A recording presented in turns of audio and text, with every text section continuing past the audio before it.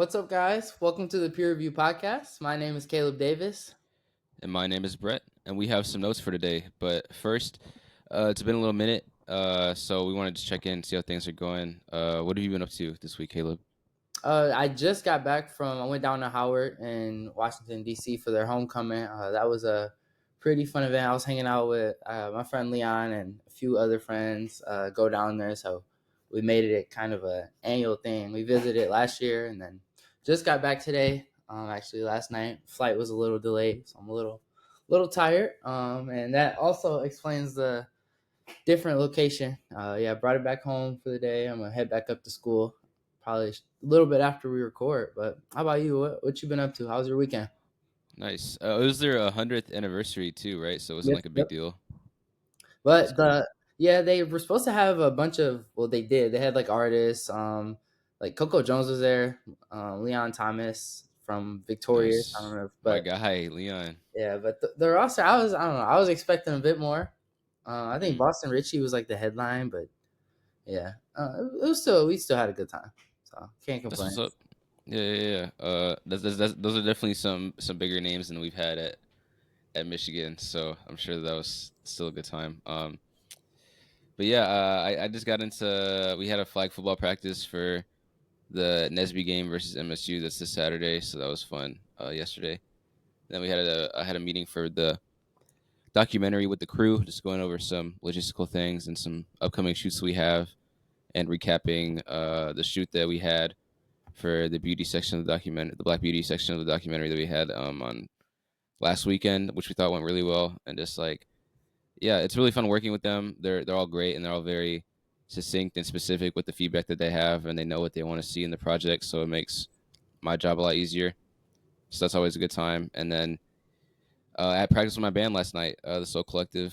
We practice like every Sunday um, at 6:30, and that's always a good time with them jamming, learning some new material. So hopefully, new set lists and a show will be coming shortly. So Okay, yeah. okay. Sounds eventful, to say the least. I guess I can go ahead and kick us off. We're continuing the rest of our top five NBA teams heading into the 2024-2025 season. So we're both basically going to start at number five and break it all the way down to one with the same criteria, talking about players, how we think the rosters are constructed, and kind of how we think their season's going to play out. So as we get started, Brett, do you kind of want to kick us off with your number five heading into the season, upcoming season, which actually is debuting tomorrow, the first two sets of NBA games. So we're excited for that. But yeah, Oh yeah, for sure. I think at my number five, I have the Minnesota Timberwolves. So going into the season, I know people probably had higher expectations for them, but some trades have kind of made it look a little bit different for what I am expecting the outcome of their season to be, in my opinion. So sitting at five, that means I technically would have them not making it to the conference finals. So, and I think that divisional round is probably like their ceiling based on the current roster construction. Anthony Edwards emerged last year, as we all saw in the playoffs, and really became a big time clutch player, which is really cool. He was averaging 26, 5, and 5, being a great defender who brings energy on the court in a similar manner, I think, to a guy like Russell Westbrook. I think their competitive energy is like very similar, which is very cool. A very high motor guy, and I think Timberwolves will. They're looking obviously to get over the hump that they ran into last year, but realistically speaking, I don't know if like Julius Randle and DiVincenzo are like putting them over the edge in comparison to what Cat did for them, especially on the defensive end, and how he was able to perform against one of, like you said, uh, arguably the best player in the league in Jokic, and kind of nobody can truly, I mean, shut him down, right? But keeping him in check and being able to rotate two 7-footers with him and like Rudy Gobert and Jokic was definitely, I think, a key reason why they were able to squeak past the Nuggets in that series. Um, and yeah, I think like Rudy Gobert also last season like significantly lost any trade value. So that's probably why he's still on the team, to be honest. And in my opinion, is Loki now a glaring weakness in their team because of the lack of shooting and his inability to guard the perimeter. So I think that'll make it tougher. Anthony Edwards is a guy that likes to attack and drive to the basket. Hopefully Julius Randle is a decent shooter this year. I know he's kind of usually like up and down as far as consistency goes. But yeah, I think honestly, like the Timberwolves spacing just got like kind of worse in general. I guess DiVincenzo gives you a little something, on the perimeter, which is good. And yeah, I think like if they play up to last year with the new players they have, obviously, I think that gives them contention, in the conference finals and to compete for a championship or whatever. But as it stands right now, I don't know if this like smaller, more athletic kind of lineup thing outside of I guess Gobert is going to be like the key for long term success for them, in my opinion. It's fair. So you're out on the Julius Randle and Dante trade, or were you just kind of saying it made them worse?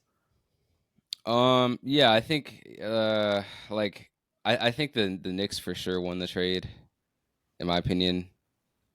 Especially because Julius Randle is like such like an ISO heavy player, and Anthony Edwards is already kind of like a ISO heavy player. Like it's just a question of like fit, not necessarily that like they're not good players, but I'm just interested to see how this is gonna like look, especially come playoff time.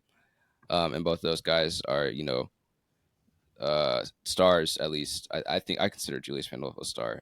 And would want the ball in like big time moments. So we'll see how that chemistry kind of works with that. Okay. Yeah, my list also shifted around a little bit after that Knicks Timberwolves trade. I had the Wolves a little higher before the trade. I also have them at number 5, and I guess I'll just start with I think Anthony Edwards is a superstar in the league. Like I hear superstar in the making. No, I think he's already arrived. He just took his team to the Western Conference Finals as the best player. Yes, he still has some growing that he needs to get through, but I think he's a top. Keep him around top 12 in the league. I'd say right now. So that's definitely a step up from where he was. And I also think they improved on the like with their backup point guard play. As far as like drafting like Rob Dillingham, I think he's gonna help a lot for this team like right away. He was looking pretty good in summer league, and he's not scared to take shots. Like he'll take any kind of shot, which is kind of it's you don't see that a lot in rookies. Like him being so open, and he's just confident, which is always a good sign. And then moving forward, I think that the Julius Randle and Dante trade, like I was on Twitter the other day and someone kind of posed this question and it kind of made me think, but does having Julius Randle and Dante kind of basically equal the production that Cat kind of produces? That's a question I'll leave up to you guys, but it's a great, I don't know. It makes you think a little bit. Were you about to say something or? No, I was just saying like that's a good point. That's a good question. Okay, yeah, but because I feel like I think Dante is going to be great, and you saw it in preseason. He's great next to Ant. He looks great spacing. They're good playing off of each other. He's explosive. He can shoot, and he's not afraid to shoot. Like I think he's a step up over Mike Conley, just because Mike Conley is a little reluctant to shoot at times. He's a floor general. He likes to keep everyone, keep everything in order, keep things running smoothly. But Dante, he'll shoot it. If you leave him open, he's shooting the ball. And we saw that in the playoffs this past season. And I kind of think that it'd be better because they tried it a few times in preseason, but just for Ant's overall development and like his decision making, especially with his fit next to Dante, I kind of think you should start Ant at point guard and run Dante as shooting guard because I think he's a better player than Mike Conley, and kind of just let Ant get those reps as like a ball handler and a decision maker during the season so that when it comes to playoff time, he isn't it's a little more natural for him because like in the Mavs series, whenever he would face a double team, he'd kind of just I don't want to say he didn't know what to do, but he could have played those situations out better. And I Yeah, think he could have been more prepared. Yeah. yeah, and just being more decisive, learning how to make the right read out of those situations, I think it'll only help. And I think the addition of Julius Randle is going to help in a few aspects as far as like I think he's a better ball hand like a play initiator than Cat. Like Cat isn't gonna run a pick and roll or set up an ISO. Like Cat's gonna stand at the top of the key and try and shoot a three or shoot like a fadeaway. Like Julius Randle offers more scoring, I'd say versatility because he can just do more. Um, he is a pretty below average shooter, so I think that is gonna cause some issues. But Ant keeps improving as a shooter. Like he's gonna be near every season he's improved at like across the board with all his stats. So I'm predicting he's gonna probably shoot around 38, 39, 40% from three. And he can space the floor for Julius Randle. I don't know how good Julius Randle will space the floor for him. But I see a lot of people talk about Randall shooting. And the one thing I kind of, because I think the Knicks, I've always just watched them. They're pretty, always had an interesting team. I like Jalen Brunson. But Julius Randle isn't a great shooter, but he will shoot. So guys still guard him because like he'll take like if you don't close out to him, he's still gonna shoot it, whether or not he's 1 for 7 or 3 for 4. So you still have to accommodate for him. So I don't think it'll be as big of a deal as people have made it out to be. But yeah, I have them at 5. I see them still doing big things, and if the Julius Randle fit, like if he comes and brings all that, like I said, scoring versatility, and he comes back and he's just like a 38% 3 point shooter, I think they're gonna be a pretty formidable team. And as far as Jaden McDaniels, excuse me, if he comes back with a better 3 point shot too, it's just gonna add to that team. So that's why I still have them at number 5. I'm expecting leaps across the board for guys, and yeah, I think that they're gonna still have a pretty productive season. Nice. Yeah. But moving on to number 4, do you kind of want to kick this one off, Brett? I'll let you go ahead and plead your case.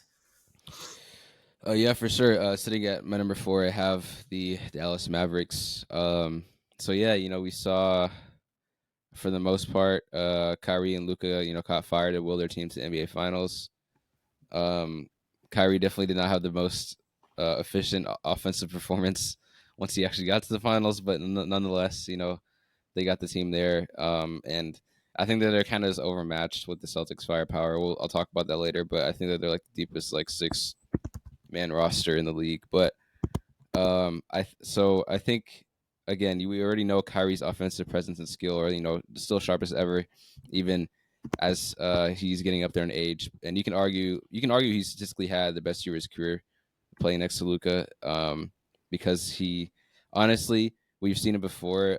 As much as I think he wanted to try to go be that number one option when he left Cleveland to go to the Celtics, or was it the Celtics or the Nets first? Repeat the question. Sorry. When he left the Cavs, he went to the Celtics first, right? Yep, he got traded to the Celtics. Yeah. So he wanted to go there. He wanted to be the guy. But I think that in all respect, he thrives best as like the second option. I think he's like the perfect second option. Probably one of the best, all time, next to like Scottie Pippen or whatever. But I think that him taking that defensive focus off of Luka, is like, and being able to be smart with the ball, taking efficient shots, and like I think all of that together like just makes for like a really great combo. Like you said, Luka is like the second best player in the league. Can do it all. Can score from the post. Can shoot. Can drive. So I think adding that like reliable third scoring option with Clay in the offseason is going to help them tremendously too with their spacing on offense. My only question mark really to me is like, how can Clay's, especially as he's getting older and his injury history, if he can hold up to guarding the other players like best forward like night in night out in the regular season, or if those defensive responsibilities will eventually be like switched to somebody else, and how that would look.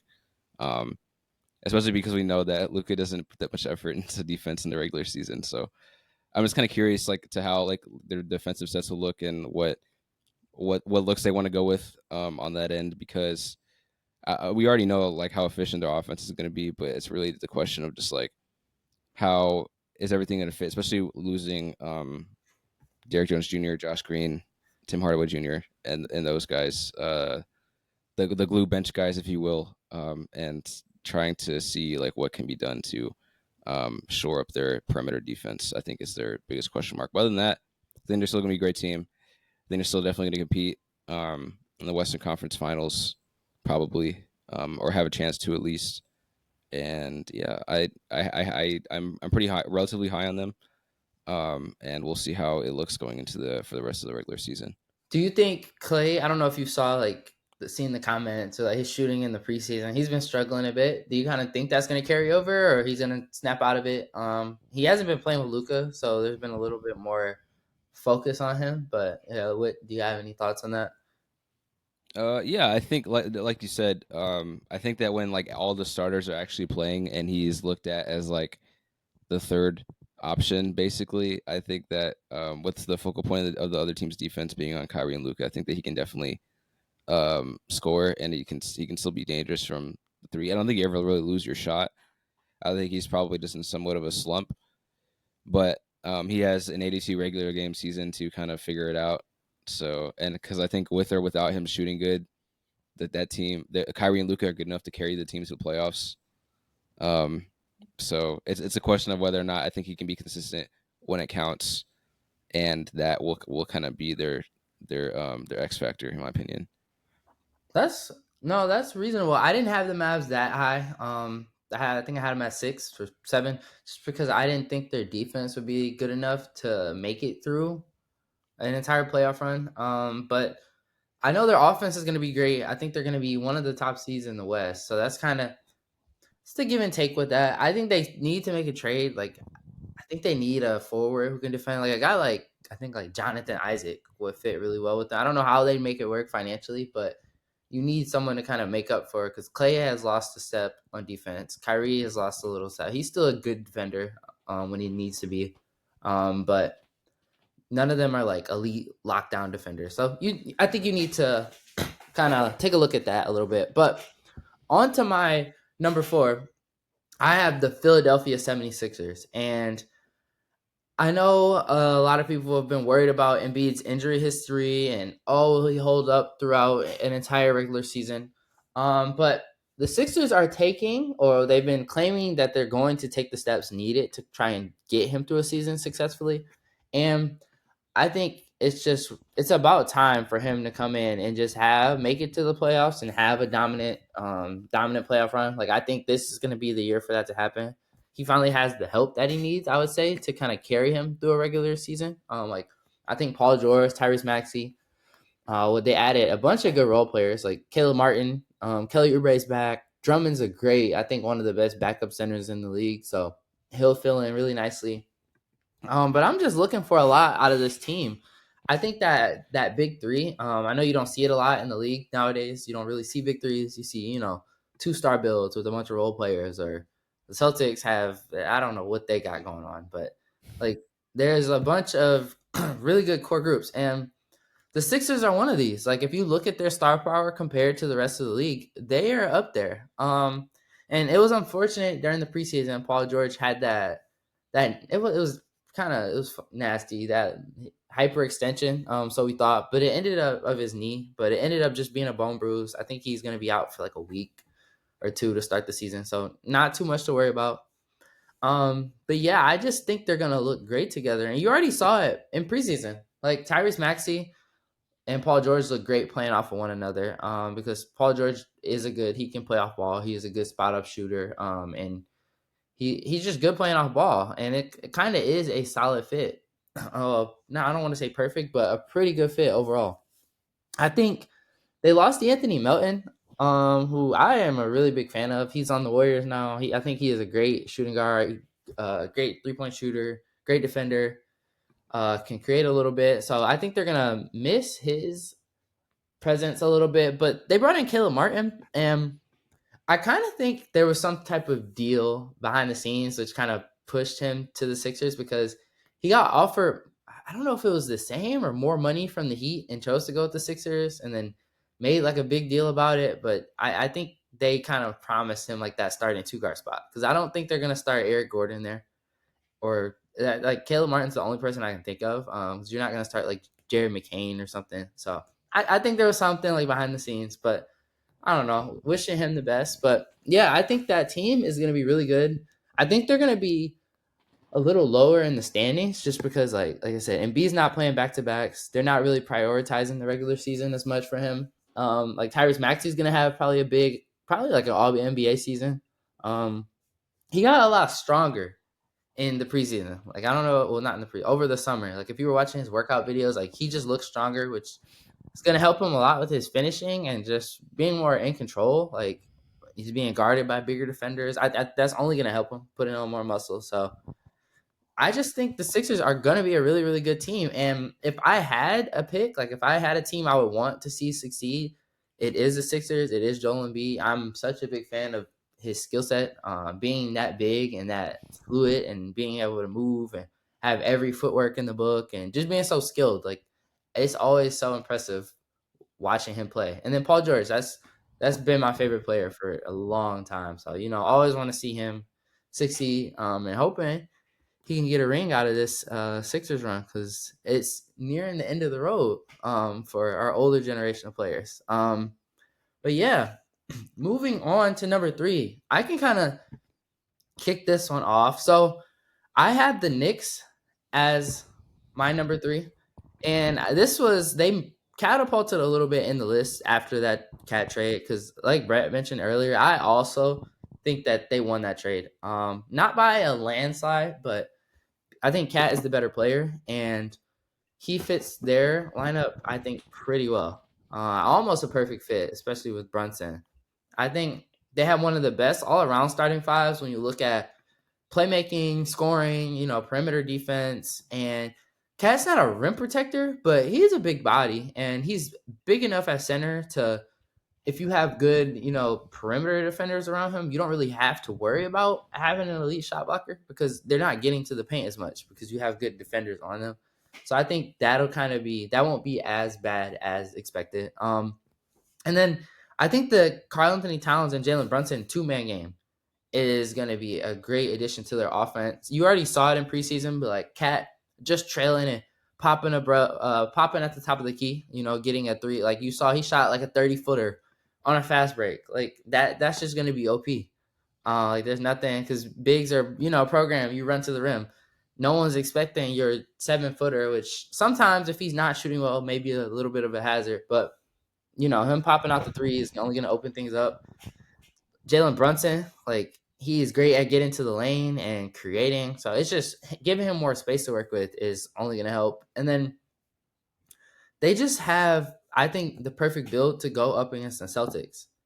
I think that's kind of what this team was made for because the Celtics are the best right now, and that's your, I guess, that's who you're like leveling up against. So if you can't beat them, you shouldn't even worry about everyone else. I kind of think that's the approach the Knicks are going with, and I'm not mad at it because that's who they're going to be facing in the East more than likely. I still think they need a little bit more help with their bigs, like Mitchell Robinson. He's a solid big when he's healthy, but he's literally never healthy. Like he's injured again. He's gonna be injured until about January to start this season. So they gotta figure something out with that. Maybe pressures Achua, but I think you need more than that. But yeah, outside of that, Mikal Bridges, he kind of changed his jumper a little bit. He has like a little hitch now, and he hasn't been shooting well in preseason. So I don't know if that's gonna carry over. Hopefully not. But yeah, I saw that that's video of him shooting in like the lethal shooter gym or whatever. mhm. And yeah, like it was weird. It's like he had I don't like a know why slingshot though. thing. If he changed it Yeah, on purpose, I don't get why he's been shooting, above 40%. I don't know if it's not broke. I don't think you should fix it. But I what do I agree. know? I You agree. know. Yeah, you can. Did you have anything, or you can go ahead with your number 3? Yeah, I actually also have the Knicks sitting at number 3 as well. Again, you already touched on it. I think that they got better, a lot better during the trade. With Cat for the reasons you mentioned, he is a great shooting big man, and he, like you said, when they play the Celtics, he's going to draw, Porzingis and Al Horford out of the paint, to help Jalen Brunson create and make space to get good shots off. And you know, hey, the power of friendship -1 is back. You know what I'm saying? So yeah, I think it's good that they're now in win now mode.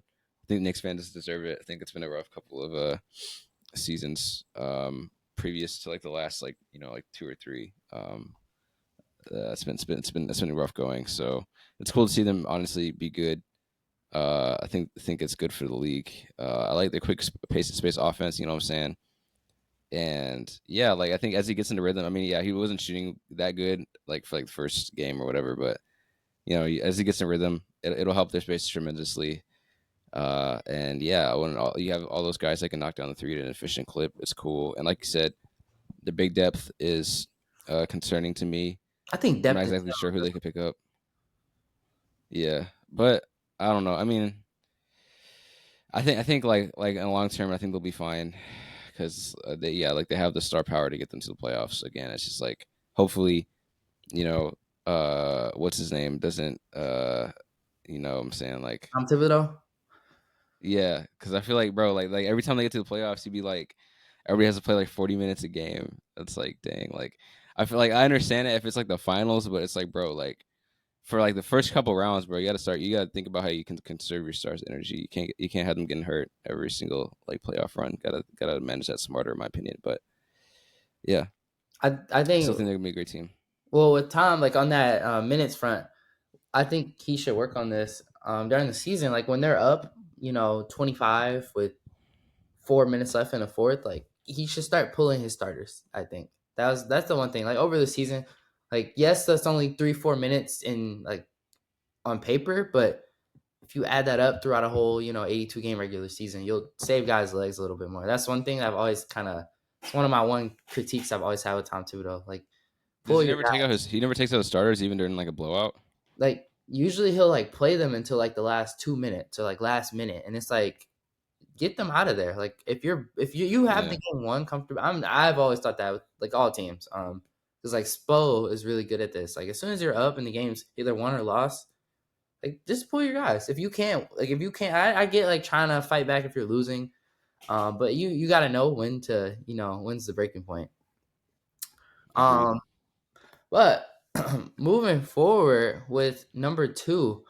I'm kind of gonna hand this one back to you. We mixed it up a little bit, but yeah, you can go ahead with your number two and let us know, kind of paint the picture for us. Let us know why. Yeah. As much as people might hate on this, you know what I'm saying. You gotta respect the reigning champions. So I have the Boston Celtics at number two. Yeah, some might say they had a cupcake path to the finals. You know what I'm saying. They beat up on an injured Pacers team. And they had to play the Mavericks who were struggling to you know shoot efficiently and yeah some say it might have been one of the easiest finals whatever okay that was last year cool I still think that holistically top to bottom like the top six players basically have all been like all stars at some point in their career which is like crazy I mean yeah like Al Horford's like old now but you know when you literally have like Jason Tatum Jaylen Brown Derek White Porzingis, Al Horford, Drew Holiday, and Payne Pritchard, the best half court shooter in the league. You know what I'm saying? It's like everybody has their little niche and their role in this team, and I think that it's like this tremendous roster construction. So credit to the GM. Um, is it Brad Stevens still or Yep. whoever it is? I don't know. Yeah. So moving him into the front office was a great thing to do. I think that was genius. Missoula's been doing a great job coaching as well. And he always comes with some like crazy random hard quote. I think that's always funny.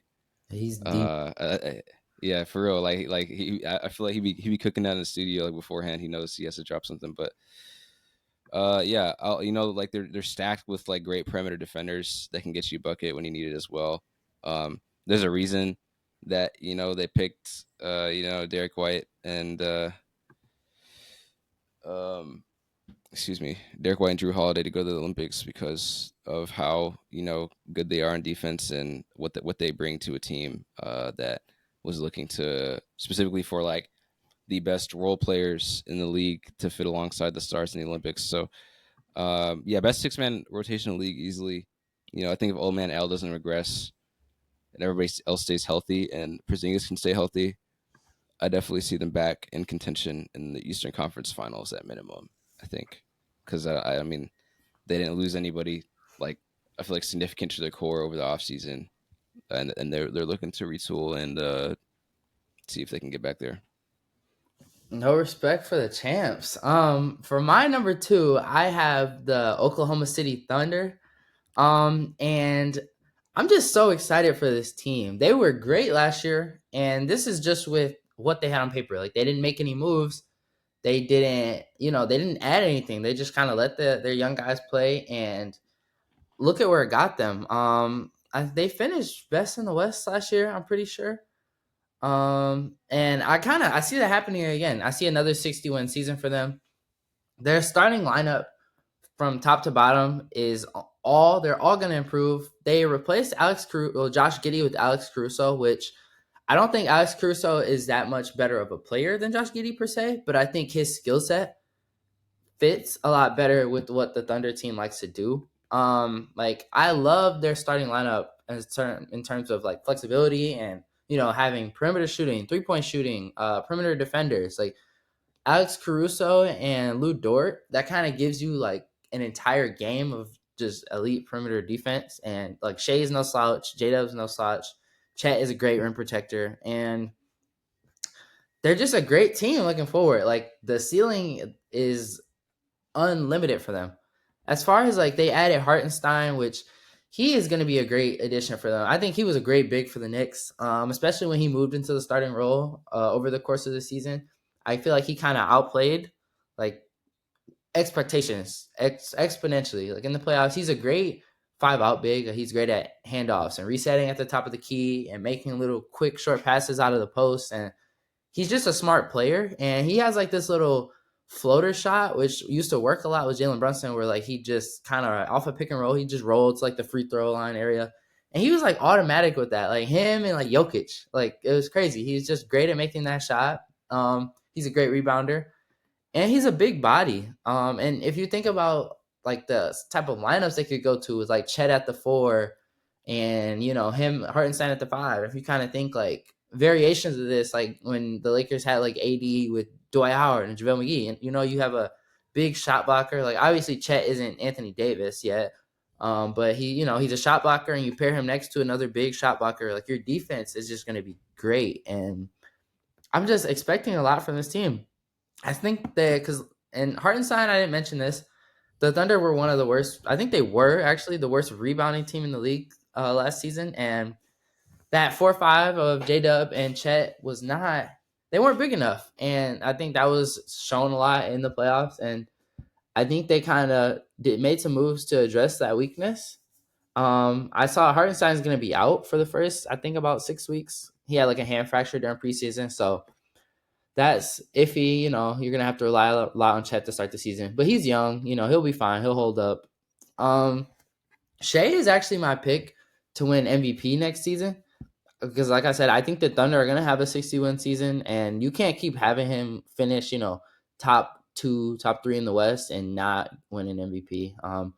I think whoever wins it, that top seed in the West, whether it's the Mavs or the Thunder, it's gonna be like Luka or some variation of Luka or Shea. But if I had to put money on it, I'd say Shea. And the one scary thing about the Thunder moving forward is they have the Clippers unprotected first round pick next year. I don't know if you've been seeing, and Kawhi is out indefinitely, and I don't expect to see him a lot this season. I don't expect James Harden to turn back into Houston James Harden. So I think the Clippers are going to lose a lot, and the Thunder might end up getting the first pick in the draft as the number 1 seed in the West. So imagine them, going through the season, winning a ring, and then drafting Cooper Flag. Like it's just Wait, you think the Clippers are going to be so bad they're a lottery team? Well, the Hawks got the number 1 pick last season, and they were a playing team. So like the Oh, how the lottery works right now, I don't really think the format's as good as it needs to be. Because like the Pistons, for example, they were terrible for like our entire lives basically, and they can't buy a first round pick. Like we always end up drafting 5 as the best in the league. Like it doesn't really make sense. I wouldn't say it makes sense, but it's not how I would do things if I was in charge of the yeah. draft. They're But trying to like I guess like prevent tanking, but like it what just good is makes preventing tanking if the same team are just always sucks? So it's yeah. like I feel like that's still not creating parity. But no, it's a real possibility. I'm hoping it doesn't happen. I don't want to see, I want to see Cooper go to like if he is the first round pick. I want to see him go to like the Nets or something. I don't want the Thunder to be a crazy, like they're doing good, but damn, like when is let some other people eat. But yeah, that's my that's my number 2, and I kind of expect the Thunder to come out of the West next season. So before we get into our number 1, I guess I'll kind of hand it off to you to finish off your list. Let me know who you have at number one, what you think, and I'm ready to hear it. Yeah, I also have the Oklahoma City Thunder. Again, for a lot of the same reasons that you mentioned, it just makes sense, right? Like you said, they're coming off being number one seed in the West last year. SGA is a top five player in the league, extremely efficient shot creator, a now healthy Chet, who is also developing, who can, like you said, protect the paint, shot block, shoot, score at all three levels. The top guard and duo big in the league, top guard and big duo in the league. Excuse me. The emergence of Jay Will, his defense, Wait, were you saying number definitely. one? Like they're the number one big and guard duo? I no, I said they're up. I said they're Oh, top up. there's Like they're okay, up there. okay. I was I don't know. I don't know if they're like number one, but I said like they're in that conversation. You know what I'm saying?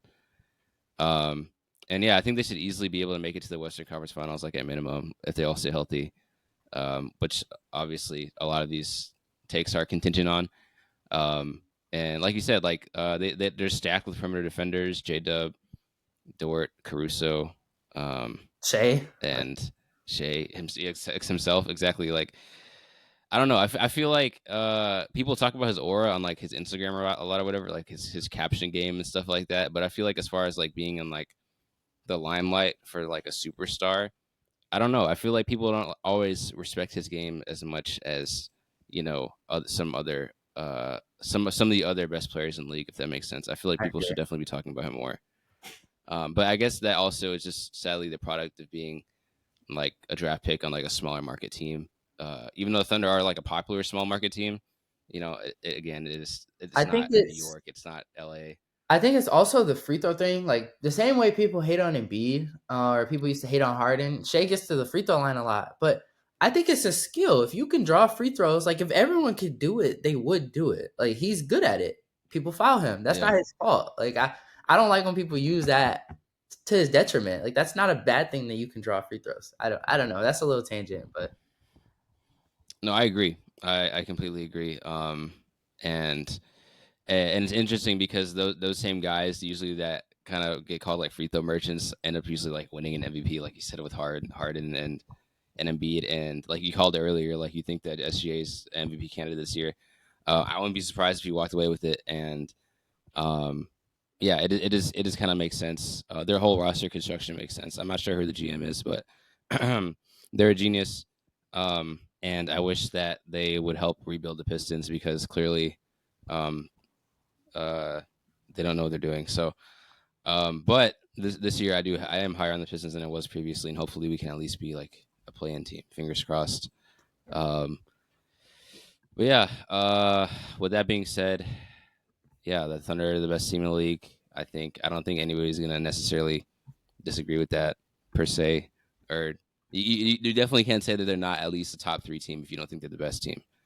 But yeah, that's all I have to say. okay. That's fair. That's fair. For my number one, I have the Boston Celtics, and I just want to start. Like I said, I'm gonna show respect to the champs. I don't think they got worse. I think the league got a lot better. So a lot of teams, like especially like the Thunder, there's more teams closer to their level. I think last season, like they had more talent than everyone. I don't think they were as they like you said they had a light playoff run like the teams that they faced. I think had they faced some more parity or some tougher competition, I think everyone's position on them might have been a little different had they not won, but that didn't happen. So can't really go off what ifs. But I think they're gonna look dominant again in this regular season and postseason. Last season they finished 64-18, and they had the 25th best winning percentage of all time at 0.78%. Well, at 78%, I'm sorry. And the one thing that kind of held them back last season, and like even Tatum in general, like heading into the Olympics, was his shooting. He was 0 for 11 on jump shots with Team USA. He was horrible in the postseason shooting jump shots, and I kind of his jump shot regression taught me what a hitch was in a jump shot. Like he would catch the ball and he kind of bring it down and then go up into his form instead of catching and just shooting right away. And obviously I can't demonstrate that well like while I'm on camera, but that's essentially what I didn't know that. So that was a cool learning moment for me. But he's looked a lot better coming into this season. Like he kind of removed that hitch and went back to his old shooting form because I'm not a big Tatum fan just because I'm a Heat fan, but he is a really good player and he was a good shooter beforehand. And I don't think he just lost his shot. I think he, kept making tweaks and over the season, you can't really stop and break it down as much as you like. And he kind of got in his head, which happens, you lose confidence. But it looks like he's working it back. And I kind of just think how the entire playoff run and how the Olympics played out, I think Tatum's going to be coming back for like a revenge season. I have him on my fantasy team. So I'm hoping for that. But yeah, I think he's gonna come back like a man on a mission, just because he missed out on Finals MVP. He missed out on Eastern Conference Finals MVP. He didn't play in the Olympics for the majority of it, and that's a whole nother discussion because when our vets kind of retire, I hope he'll still want to play for Team USA after that whole ordeal. But that's another discussion. But I just think the Celtics are going to be right back where they were. Porzingis is going to be hurt for the beginning of the season, but I don't really think that's going to slow them down much. They're just so talented. Like it's not really going to make a difference. If once they get to the postseason, if he's healthy or not, I still think they're one of the top teams in the East. I think that, like I mentioned, the Knicks match up perfectly with them. I think the Sixers, like if Embiid's healthy, would cause them problems, but they'd also cause the Sixers problems. But if I was a betting man and I had to pick this season, actually, I am banking on a Knicks Thunder finals. That's where my head is at. That's what I'm expecting, a Knicks Thunder final. But I would not be surprised at all if the Celtics made their way back there. One thing though that kind of interests me towards the end of last season, Jaylen Brown winning Eastern Conference MVP and then Finals MVP. Is he like how close are him and Tatum? As kind of something I've been thinking about. Like I still think Tatum's a better player, but I think that gap every season, like Jaylen Brown, even as he gets older, he's continued to progress and improve. And is he going to just keep improving until him and Tatum are just on the same level? I don't know.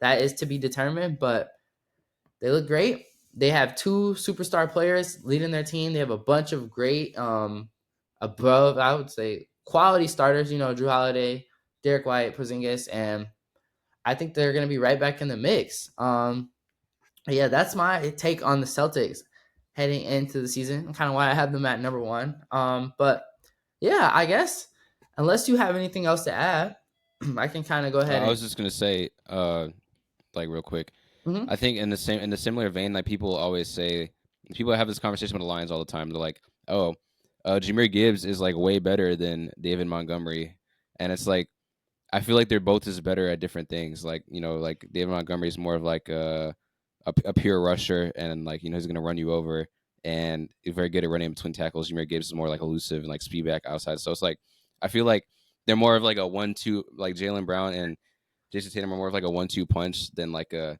this guy's clearly the number one and this One guy A, is one clearly B. the number two. Mm-hmm. Yeah, 1A, 1B kind of thing, in my opinion. Yeah. That's fair. No, that's definitely fair, and I think that's a good analysis as well. Um, but yeah, like we mentioned earlier, the NBA season is kicking off tomorrow. I think you have the Celtics playing the Knicks, and then the Timberwolves playing the Lakers. So that'll be exciting. We love NBA basketball. Excited to get back into the swing of things. We're gonna have a video coming out right after the games take place. It'll go up probably Wednesday morning. The games are Tuesday, so look forward to that. But yeah, like I mentioned, I'll go ahead and close us out. Brett, you can go ahead. Yeah, for sure. Thank you all so much for tuning in today. We really appreciate it. Um, and yeah, we hope to see you all back for the next episode on Wednesday. Yeah, and let us know what you guys thought about the rest of our top five or our list in general. Did you agree? Did you disagree? Let us know what you thought. And make sure to share the podcast with your friends and family, as well as follow us on X at peer review underscore pod and on TikTok at peer review podcast to stay up to date with our latest episodes and releases. Most definitely. And again, we also personally monitor all of our accounts, and we love seeing your comments. Taking your feedback. Do you agree with our takes? Do you disagree? Do you think the Celtics suck and they had a cupcake run? Do you think that they're going to repeat? Do you think the Thunder are going to take it this year? You know what I'm saying? Let us know what you think in the comments. And thank you all again. This is the peer review signing off.